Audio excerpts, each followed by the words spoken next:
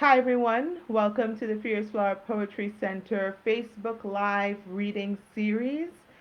We've been doing this twice a month since April, and we'll be continuing to do it. I am Alleyne, the Assistant Director of the Fierce Flower Poetry Center. I am sitting in, if you signed in earlier, you would probably expecting the wonderful poet Rachel Eliza Griffiths. However, Rachel had to postpone.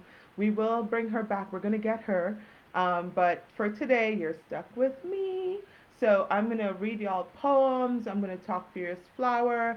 I'm going to answer your questions. I'm going to need you to tell me things in your comments that are flying by so quickly, but that's okay. I will find them. I will see them. And we will have a rockin' hour. So thank you for being here.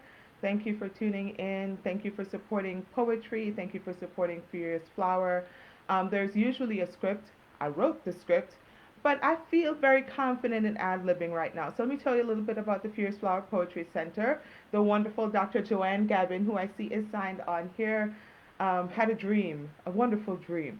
But she's a woman who doesn't stop at dreams. She makes dreams into reality. And so the Fierce Flower Conference happened in 1994, celebrating the amazing Gwendolyn Brooks and bringing together poets, black American poets, and black diaspora poets, and thinking about what it means to celebrate each other, to recognize each other, to love on each other, to know each other's work, and to form that community and gathering space.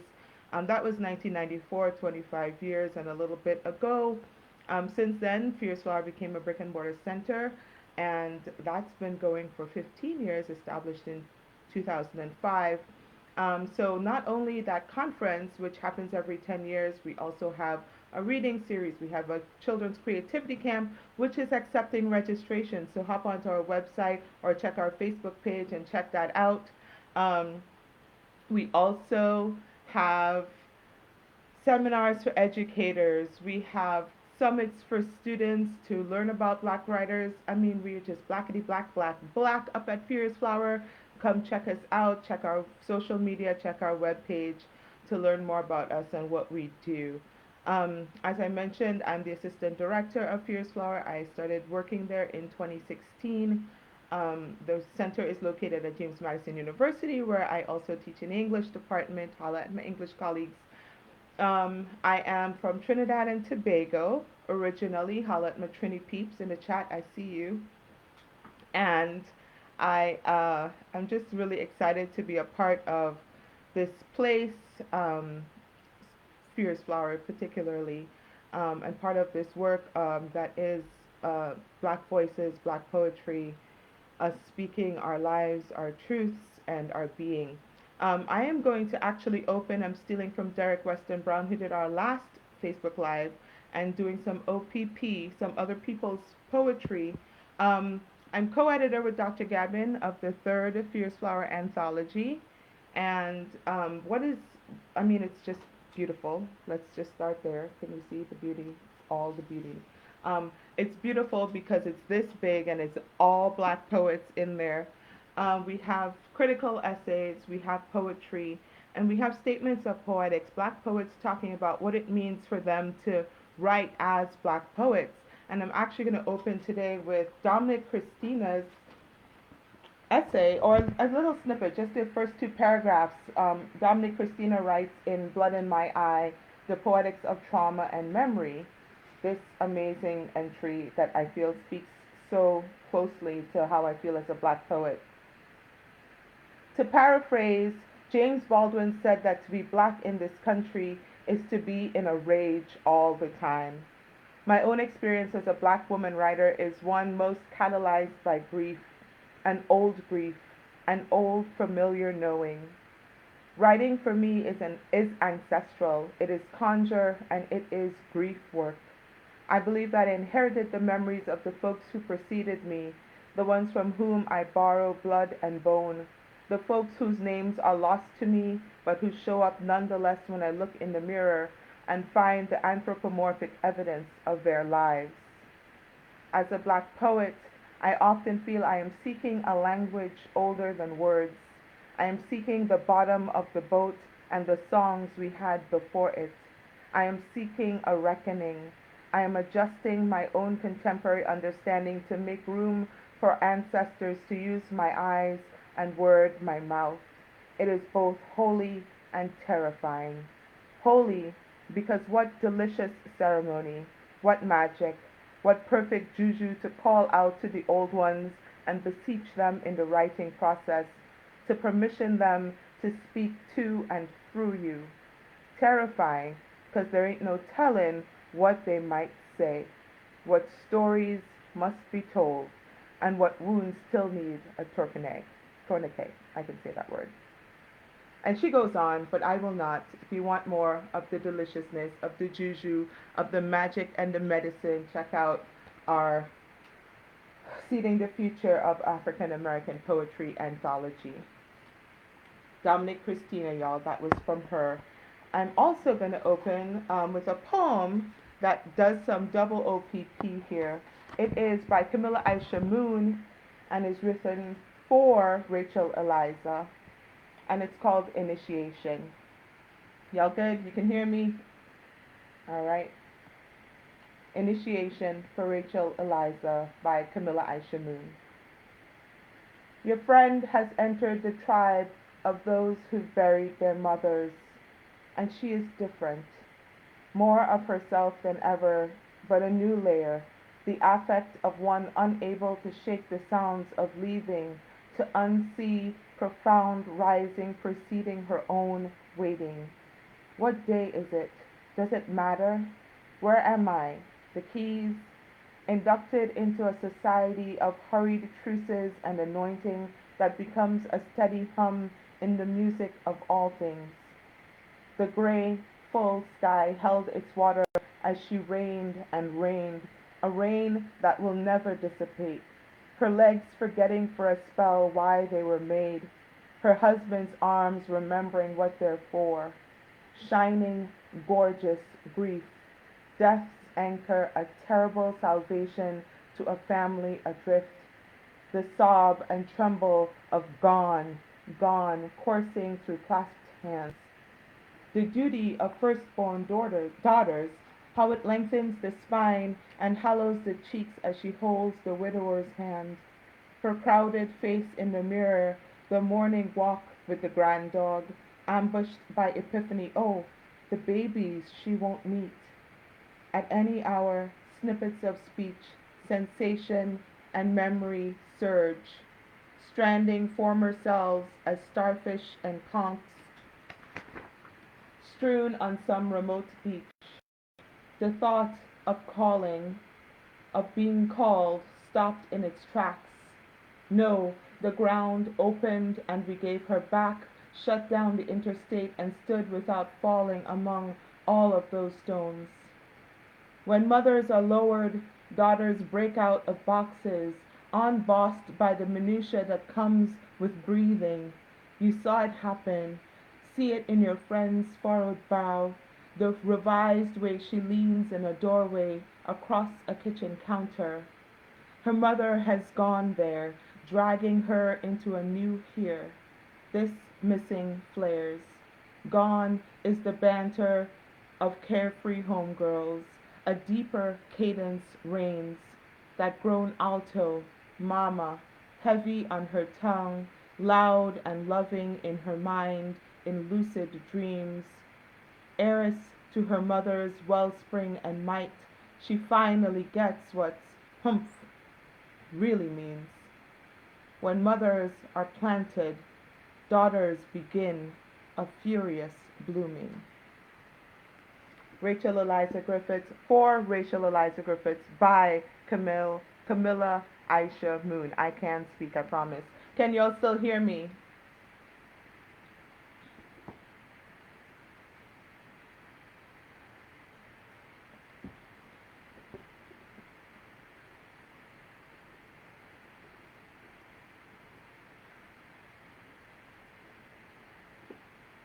Can you hear me? Can you hear me? All right, I'm going ahead. I'm pretending you're here. Holla if you cannot hear me. I am going to read from Honeyfish, which is my second collection, and I'm picking up with that idea of grief work, of mourning our dead, are stolen, are killed, are murdered. In these times, it is hard to think of anything else. And actually, I'm changing my mind. I'm going to read from Difficult Fruit, which is my first collection, and I'm going to start with a poem I wrote for Trayvon Martin. Um, as a poet, I think a lot about what it means to be a writer and what our work is in the struggle for justice and freedom and liberation and equity. And I think part of that is reclaiming language, which is constantly being stolen from us. And in the case of Trayvon Martin, I really wanted to use this idea of the hoodie to bring him back in a way that it was being used to flatten him. So this is the hoodie stands witness for Trayvon Martin. I was built for bodies like his, between boy and man, sauntering in angles he couldn't hold, but hung his limbs from, careful, cool in every step. I can tell you the story of him, unexceptional.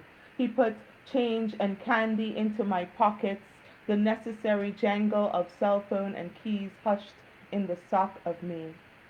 I watched him from the soft pile he made of me on the floor of his messy adolescent room where I lay beside his sneakers and backpack.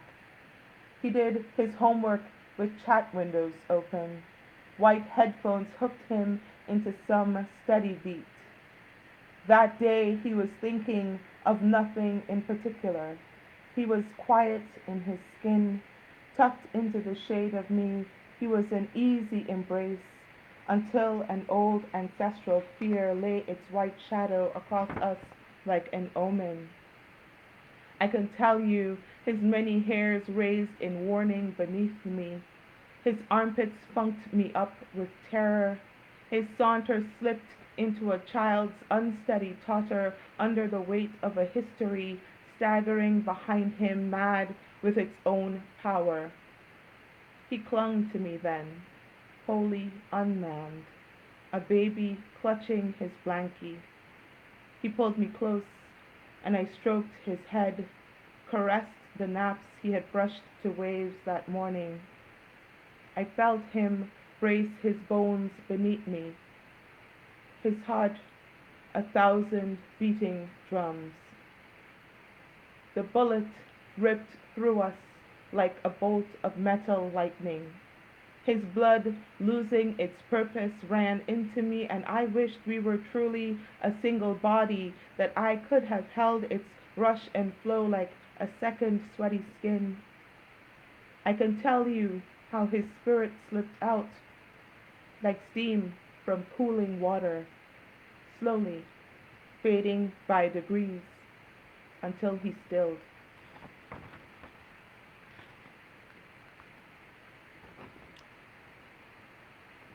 So I guess a lot of the questions I think about and ask have to do with what is our work as writers, and I don't have an answer. I just keep writing, hoping it comes to me. Um, and I want to again read another poem from Difficult Fruit, John White Defense. This is a story I came across many years ago that when we were still thinking about this idea of standing your ground and how that has different connotations for different folks. The story of John White is a story of a man in Long Island whose child of his son was being harassed at a party. He ran home, and the boys followed him, and they demanded to the son come out, and the father was like, absolutely not. He grabbed a shotgun. One of the kids tried to take it. It went off. He died. He went to jail. Of course, again, at the same time, I was thinking about Trayvon walking and Zimmerman being able to stand the ground for a neighborhood that wasn't even, necessarily his to defend, and the difference in that. In fact, the poems are paired in Difficult Fruit. And so this poem is in John White's voice, contemplating his situation. One, they came in the dead of night with their ghost skin and war cries, their tongues sharpened with hate, nigger this, nigger that. They came, as always, they have come and come again, my worst nightmare sprung alive. They were here for my son. The fancy house, the two-car garage, the low-trimmed lawn, the petunias and peonies, the tomatoes and summer herbs, my name in fancy letters on the mailbox. I should have known there would be a reckoning. I said, please. Then I said, stop. Then I said no. I wanted to spare him the burning crosses, the dangerous brotherhoods, the needle, the bullet, the shackles, the whip of a merciless law. I wanted to spare him this.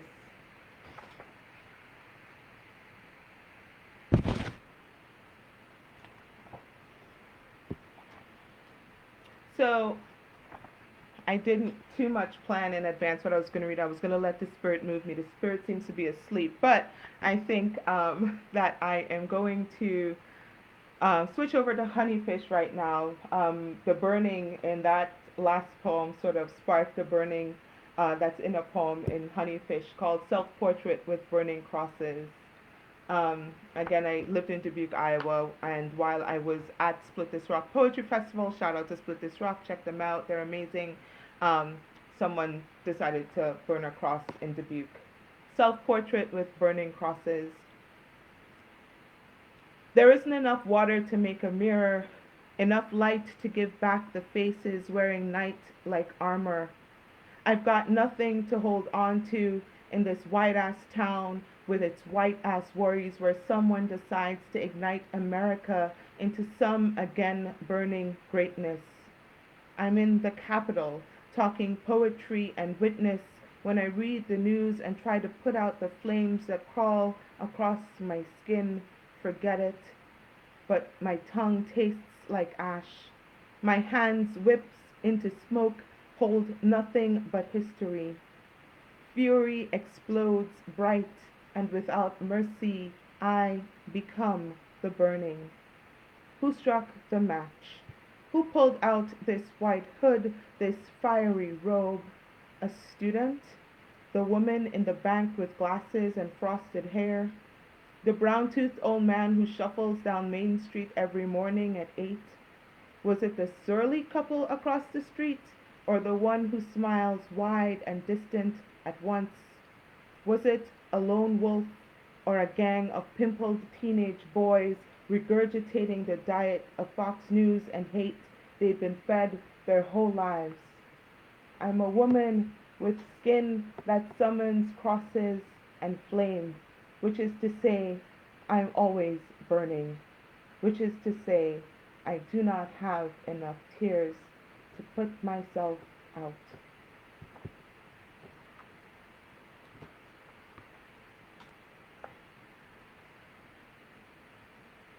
Heaven, for Sandra Annette Bland. Where does a black girl go when her body is emptied of her? And her wild voice, where does it sing its story when the knots of history make a grave of her throat? What of her future? Blue broken, unmade, her name, say it, Sandra, unhoused. Her dreams and memories lost to their source. Where does a black girl's love go when her heart is snapped shut like a cell door, the key out of reach as any justice? And what gift is lost when a black girl is made a body? Her light dimmed into shadow, gone. How many angels weep when a black girl is torn into wings? Ooh, y'all, I need some water.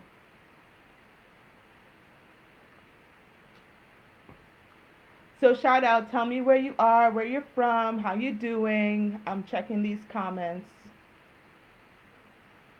drinking more water.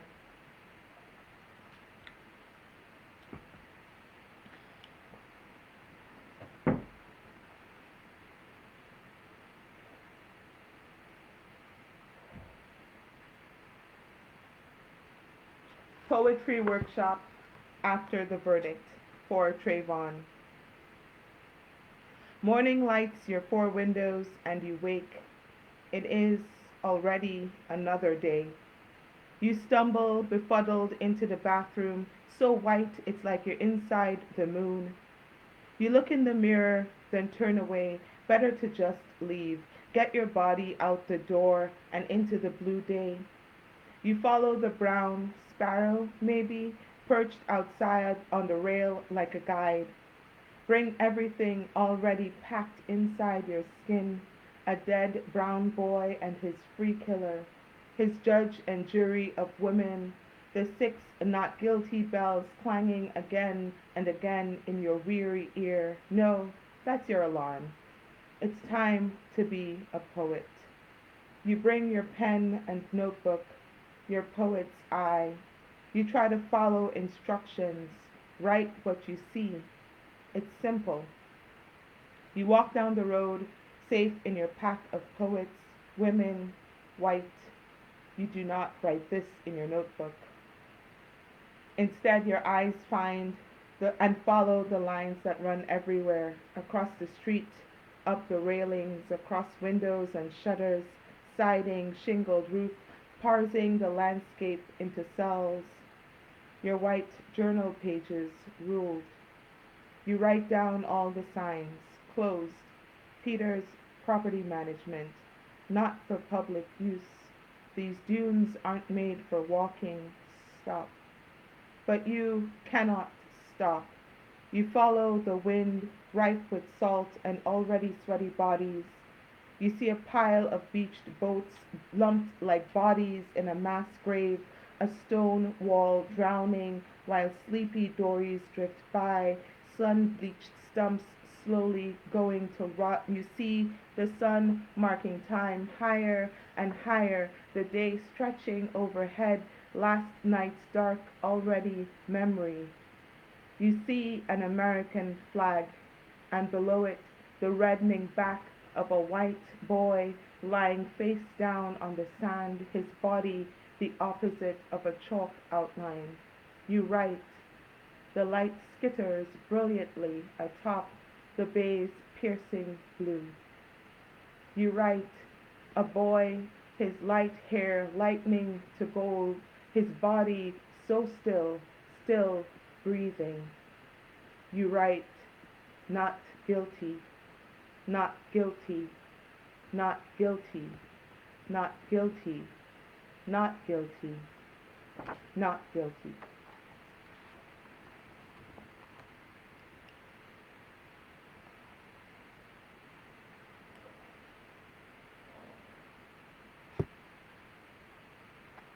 I'm in the grief work, y'all.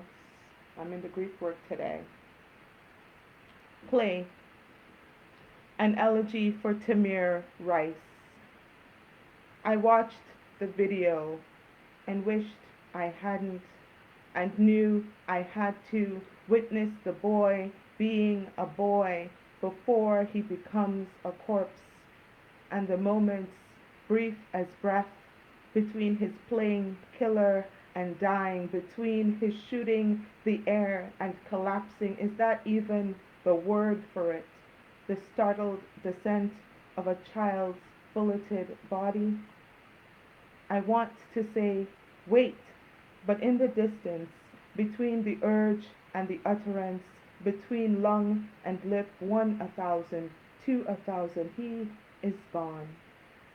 I play the video again and again, trying to hit stop in time to keep him alive. I make a black boy Lazarus of him, minus the miracle. The bullet, faster than fingers or hope, wins every time.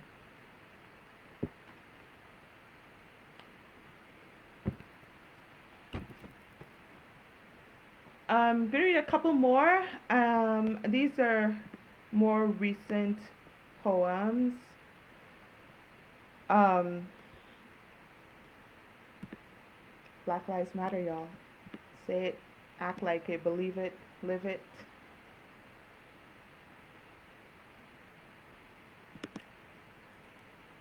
For my brother and for my brothers. My brother was a dark skinned boy with a sweet tooth, a smart mouth, and a wicked thirst. At 17, when I left him for America, his voice was static with approaching adulthood. He ate everything in the house, grew what felt like an inch a day, and wore his favorite shirt until mom disappeared it. Tonight, I am grateful he slaked his thirst in another country, far from this place where a black boy's being calls like crosshairs to conscienceless men with guns and conviction. I remember my brother's ashy knees and legs, how many errands he ran on them up and down the roads belonging to no one and to everyone. And I am grateful he was a boy in a country of brown boys in the time of walks to the store on Auntie Marge's corner to buy contraband sweeties and sweet drinks with change snuck from mom's handbag or dad's wallet, how that was a black boy's biggest transgression and so far from fatal, it feels an un American dream. Tonight, I think of my father, of my brother, as a black boy's lifeless body spins me into something like prayer, a keening for the boy who went down the road, then went down fighting, then went down dead. My brother was a boy in the time of fist fights he couldn't win and that couldn't stop him slinging his weapon tongue anyway. Was a boy who went down fighting and got back up wearing his black eye like a trophy. My brother who got up, who grew up, who got to keep growing. Tonight I am mourning the brown boys who are not my brother and who are my brothers. I am mourning the boys who walk the wrong roads, which is any road in America.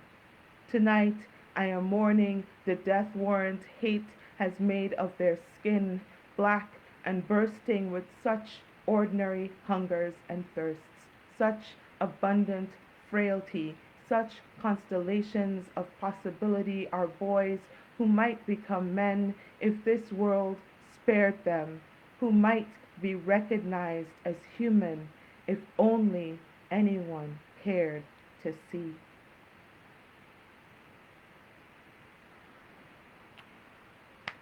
So, I'm going to take a slight tangent. It's not a big tangent, just a little tangent.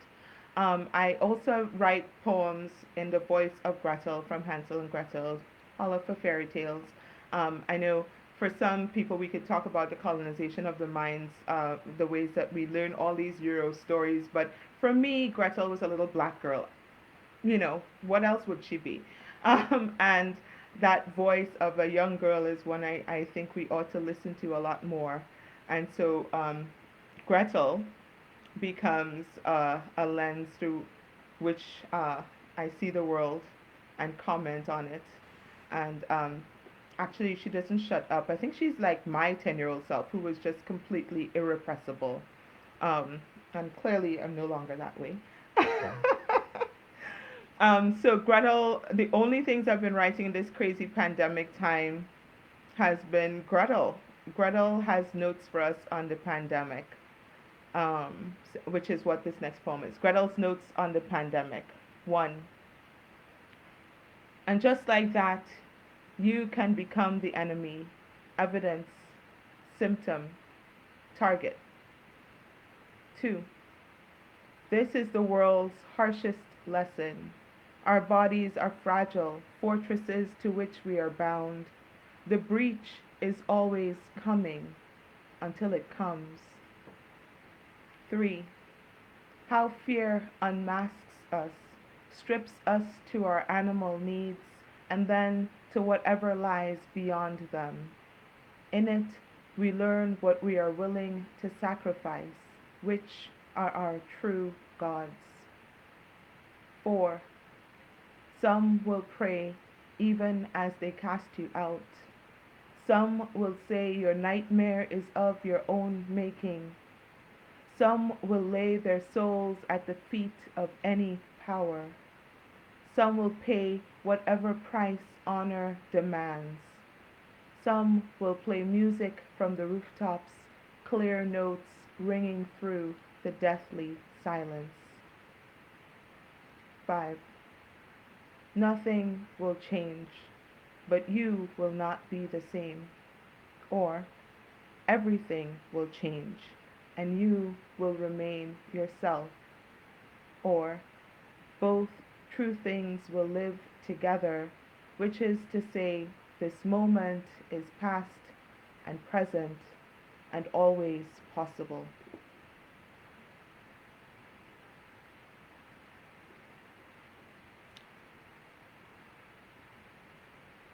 Gretel's notes on normal.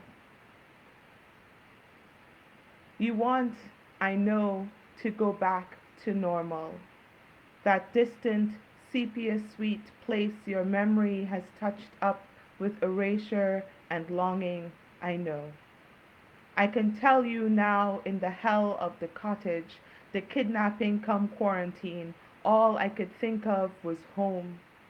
I drew the blanket of the familiar over my days and dreams, wept when the new reality of my life poked me with its bony finger, ordered me to rise and cook all of it, a cage I could not break. When at last I bested the witch and found her treasures, my future gleaming possible in my hands, I chose to run back to what I remembered. I write to you now from that place, which is to say, I would go to that girl, heaving with relief, and remind her that she was no lost sheep, but a lamb sent to the slaughter. I would tell her that the sacrificed are not meant to survive the cut, that return is another word for rewounding. I would tell her she has been sharpening the formidable weapon of her mind, that her hands can build as well as burn.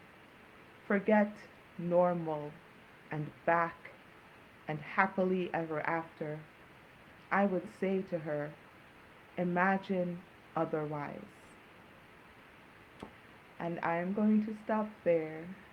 Thank you all for listening. And let's have a conversation. Imagine otherwise with me. Let's have questions. I'm going to scooch back and see what y'all have been saying in the comments. There are a lot of comments. But start showing your questions at me. And while you do that, I'm going to follow my own script that I've been giving all these other folks and say, just answer some of the questions that we put out as the center. And so the question of what is your most dramatic encounter with a poem, and I feel that most of the folks who know me know that I have Lucille Clifton's Come Celebrate With Me etched into my heart. I'm no Tara Betts. I don't have the tattoo, but it's tattooed in my heart. And I felt that when I encountered that poem as a young woman trying to be a poet, not really knowing what that meant or what it entailed, it gave me both a wonderful permission, and I always think of the lines, I had no model, born in Babylon, both non-white and woman, what did I see to be except myself? And I thought of those lines, and I love how over the years the lines of that poem just have such different resonances for me, because I also think it's so intentional that we think we have no models. And now I have Joanne Gavin as a model. I have so many, Patricia Smith, whose birthday we're still celebrating, as a model. I have Lucille Clifton herself was a model. So many models of black poets and black writers that I had not read, not been introduced to. and whose work spoke so closely and dearly to my experience, to my language, to my community, and the way I understood myself in relationship to the world. And so that poem was a key and unlocking of so much. I think it made me possible, and I'm so grateful to Miss Lucille for writing that poem, which I think has done that work for so many of us. Right now, if this is not a moment for the ending of that poem, every day something has tried to kill me and has failed. I don't even know. I don't even know what other times those lines were made for, if not these times. So let's see. I'm going to look at questions. I'm going to look at questions. Bring it, Gretel. Gretel does not stop, y'all. She does not. Oof. Talk about the relationship between being a poet, scholar, and teacher. How do you see the different parts of your work and life intersect? McKinley, why do you like to ask difficult questions? Um, I think that I write from a place. I'm just a curious human intellectually, and I think that's maybe the thing that binds all of those places. I write to find out what I'm thinking. I write because I generally have something to say about everything. Um, I am curious about the world, uh, and I write to then think about or to meditate on those interactions. Um, I'm curious about my students, um, and so when I teach, I have two things. I want to give them as much as I can, and I think a lot of that comes from, feeling like again, like I said before, there's so many writers that I didn't know, I didn't learn of until so late that I try, my syllabus is like always trying to give them. I'm like, I know you will find Elliot in another class. I mean, he found me in Trinidad. I need to give you Gwendolyn Brooks. I need to give you Lucy Clifton. I need to give you Cornelius Eady. I need to give you Toy. That's what class with me is like. And then I'm interested in seeing how they respond to that work, because I think I know I'm very conscious I'm not always teaching writers. I'm teaching students who may go on to do other things. But I feel for me, the gift of writing is that it allows me to articulate my interior. And black interiors matter, right? What's happening inside. And I want to give that to my students to tell them that this use of language, when you take it, when you make it your own, can help you. It has the possibility of helping you to articulate what you're feeling, what you're thinking, what you're learning, what you're confused about, what you're angry about, and to give it shape, give it something you can kind of hold on to. And I think even if they never become published poets, that is a lifelong gift. And when I think, I mean, okay, so the secret's out. I'm in a PhD program at the University of Virginia on the side, in addition to working at Fierce Flower and teaching. And so that scholarship, that pursuit for me is, again, in pursuit. I just want to know. I want to be in community with other voices, to read more, and get graded for it now. And so for me, it's about pursuing curiosity. It's about engaging in a really lived and critical way with with literature. I mean, that's where I teach from. That's why I write. That's why I love. Let's see, more questions. More questions. Comment on the joys and tensions of poems in conversation across the diaspora. I'm not entirely sure, Hakeem, what you mean there. Um, but I think if I what I think about the idea of what I think is amazing about black poetry is that it, more than anything, I mean, if you look at black people, you can know we're not a monolith, right? To the white gaze, they mightn't be able to tell us apart, but we know, right, each other. And I think, again, what you get across the spectrum of black poetry is is all the different experiences of blackness, right? So in the literature, you can see Caribbean literature, Caribbean American literature, right? African literature, African American literature, African immigrant to American literature. Like, I feel like in that in the spectrum, or in the rather in the container of black literature, black poetry, that we can see all of us in all of our configurations and beauty. And again, that's Black literature matters.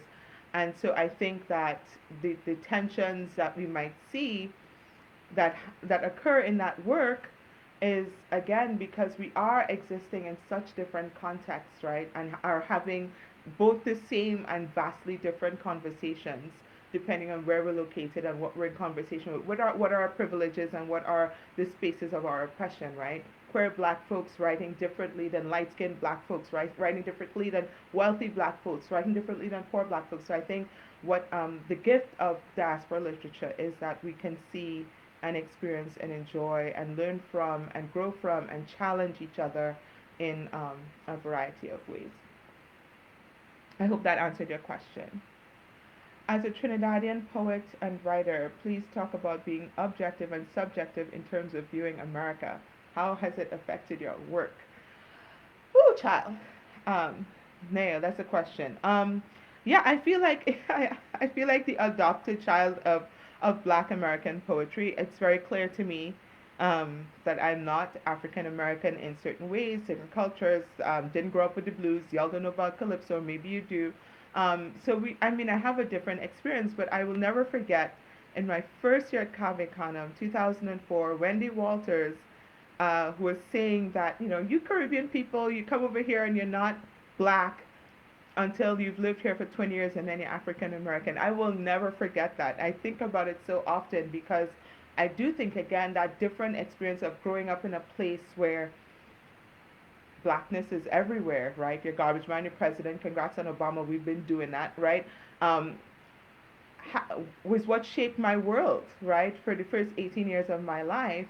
And now that the other 18 has gone by in a completely different context, I am an insider. I mean, I've lived in America longer than I ever lived in Trinidad at this point, only by a couple of years, but still significantly so. And my adult life was here, and my childhood life was in Trinidad. So that's another space of insider, outsider, right? Like there are things I didn't know about Trinidad because I couldn't know because I was 12, or 8 or 10.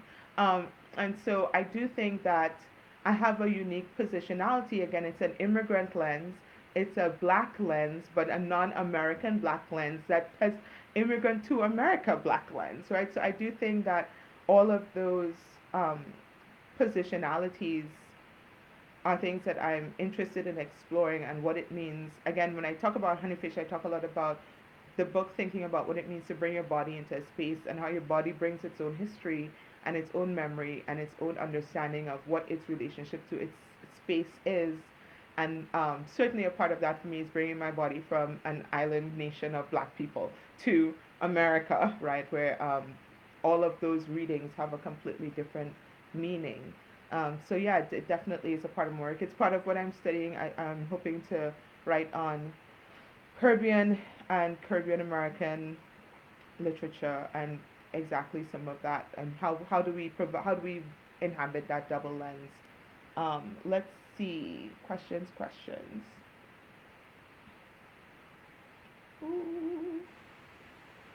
Did y'all run out of questions? The revolution for the students. Oh, Nair, you're funny. Thank you, Deborah. That's my sister. Making sure that y'all know where to find me. But you can also always find me at Fierce Flower. That's where I am these days. That's what I'm doing. Um, Maybe another of the Fierce Flower questions if I can find them. And I know for sure one of the questions is what you're reading right now. I discovered recently, I'm ashamed to say, that it is Caribbean American Month. Who knew? I did not, but now that I know, I will celebrate it with a vigor. So right now I am reading so many things. I see Norbisi is on here or was on here. I'm enjoying genealogies. Which is a wonderful collection of essays by Trinidadian Canadian poet Norbisi Philip. I am reading Till the Well Run Dry, which is by Caribbean author Lauren, I forget her name, I'm terrible, but I just finished reading Kwame Dawes's short story for, or novella for Amazon. I'm terrible, I also don't remember the name of that right now. So I'm always reading. I have, I just finished Krista Krista Franklin's Too Much Midnight, which is phenomenal. I was just reading. Oh my goodness, I'm seeing the book. Seeing the book. Help me. Hold on. Do I have it here? No, I don't. It was Crystal's book, and it's on top. It's on top of Crystal's book, Neckbone, Avery's Neckbone. Oh God, my brain. So I'm always reading. I'm always reading, and of course, I'm reading through again one more time in its bound form. Every now and again, I just pick up this beauty, and I read something from it because there are 130 poets in this book, and it's such a different experience to sort through and compile and pick poets and pick themes and arrange a thing than it is to sort of sit and like enjoy it as a finished product. It's an anthology, so it doesn't require me reading it from front to back. I kind of just dip in and out, and it's really proud of the work that we were able to include in there. So that's a bedside must have.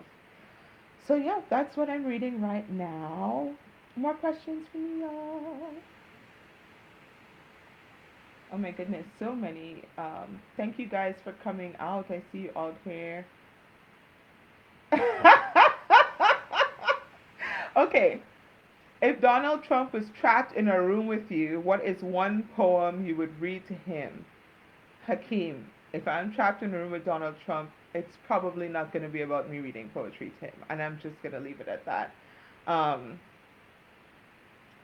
Too much. Oh, Megan, I'm trying to. Have you read much on affect theory? Your last answer reminded it. Right. Oh, I mean, I know what affect theory is. I have not read a lot in it, but I'm glad that theory is being sparked to you from poetry. And again, that question McKinley asked about being like a teacher, a scholar, and a poet. I think we're so silly when we try to pretend these are all like different spheres. We have departments that don't engage with each other. I'm like, first of all, scholars, you need the writers. This is how we produce work that you have to do. That said, us poets, us writers, if the scholars aren't talking about us, we are missing a whole dimension of our work. And of course, teaching, the dissemination, the multiple students who will catch fire because they read some novel, because they read some theory. Listen, we're all in this together. It's one space. It's really not that separate. It's not that disparate, right? So we really just need to lean into the importance of each of those facets. Um, Y'all are killing me.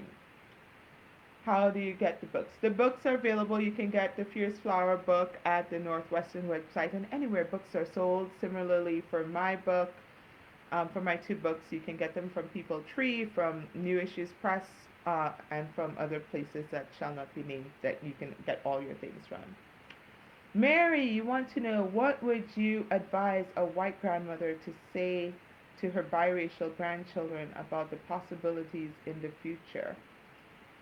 Ooh. Well, I think you might want to tell them. I mean, that's a big question. That's a big question.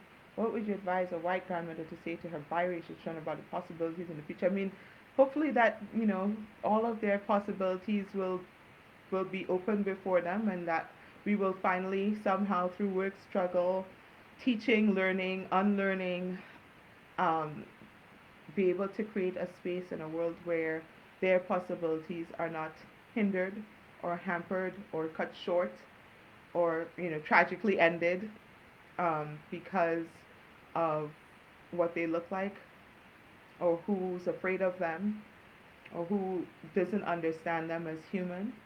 Um, and I would also say,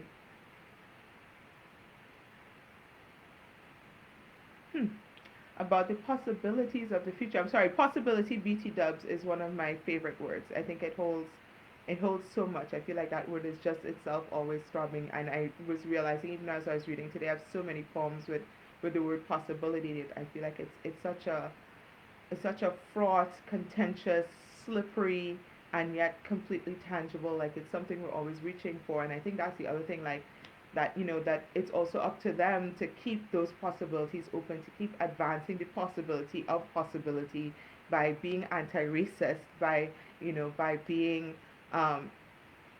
vigilant against the creep of white supremacy, which, especially if they're biracial, they will, you know, they will have access to that privilege, and they'll have to reject it over and over. And white grandma has to do the same, right? To be vigilant, to understand that we are not living in an equitable world. We are not living in an equitable world. We're not living in a just world, and that everything we do, everything we say, every time we teach, every time we write, we are either moving this world towards justice or we're standing in the way of justice. And I think if we think about that, if we hold that as our guidance for how we move, then, we're moving in the right direction.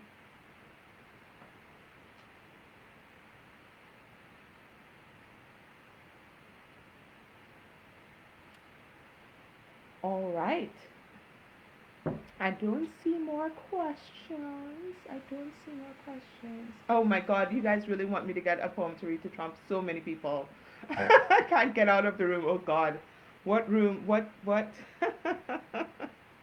You know what? I'm gonna bring Glennis Redmond. I'm gonna bring Glennis Redmond into this conversation. Let me see if I can find this poem.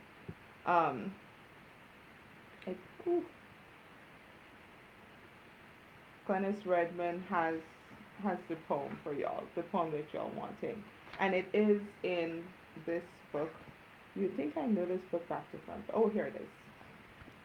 It is in Seeding the Future.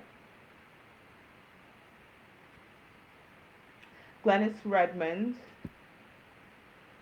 I wish you black sons. After Lucille Clifton, for people who believe black lives don't matter. I wish you the ability to bear only black fruit. I wish you only sons. I wish them black, spilled from your loins like black ink. I wish you code words like inner city, urban, hip hop. I wish you Baltimore, DC, Newark, Philly, Ferguson, Charleston, Charlotte, and Greenville, and on. I wish your sons long walks home through white neighbors' yards. I wish the neighbors' curtains peek open. I wish they call the cops. I wish that you live your life on the lip of this terror. I wish you dreaming of ways to whisper protection into your son's ears. I wish you the knowledge that these words won't keep your son safe, no matter how you tell him to be clean cut and respectful and to say yes sir and no ma'am. I wish him natty locks and a grill. I wish him dreaming of revolution. I wish him on the front line of the fight, tatted up and dressed in black leather. I wish you a minimum wage job. I wish you always $1 short. I wish you no private or charter school to keep your child away from bad influences. I wish you a job scrubbing toilets, but your mind always on your son's trek home as he's tracked like a suspect. I wish you a teenage boy full of shenanigans. I wish that he smokes weeds. I wish he gets in fights with his friends. I wish him a boy like any other boy, not perfect, but labeled a thug for life. I wish him stalked by a trigger-happy cop, unloading justified bullets in his black behind because he had it coming anyway. I wish that police officer off scot-free with time off with pay when he kills your son. I wish that police officer $500,000 from his crowdfunding account. I wish you your son's autopsy report. I wish it shows your son's broken spine, crushed vertebrae by his own hands. I wish you wondering how he killed himself. I wish you hear in your sleep 11 times, I can't breathe. I wish you black. I wish you black sons. I wish you dressed in black. I wish you a black mother's worries and a black father's prayers. I wish you no bandages for your bloodied son. I wish you only tears to wash his wounds. I wish you salt in your wounds. I wish you Fox News on repeat. He might like that. I wish you invitations to funerals every week. I wish you a world that cannot see your son but for the color of his skin and not all the shades of how you know your son, from goofy to socially awkward to wanna be the coolest on the block, wanting to go to prom, wanting a tight haircut and fresh kicks. I wish you not one flower at his funeral, just quotes about black on black crime. I wish you a world that never talks about white on white crime. I wish you a stone for a pillow. I wish you awake all night alive in this place where we have always lived 1600s, 1700s, 1800s, 1900s, 20 goddamn 20. I wish you America, and your black sons are named Emmett, Trayvon, Michael, Oscar, Walter, Freddie, Tamir, and we know that list can go on. I wish you awake enough to see black for what we have always been, black and what we will always be, black. I wish you sight to take in, black. I wish you both eyes and heart to see why we don't parade the banner All Lives Matter, because we know the statistics, they don't. I wish you us, or at least the ability to see us, black, but nevertheless like you, flawed, beautiful, and human. That good? Donald Trump can have Glennis Redmond's wish, which is in our anthology.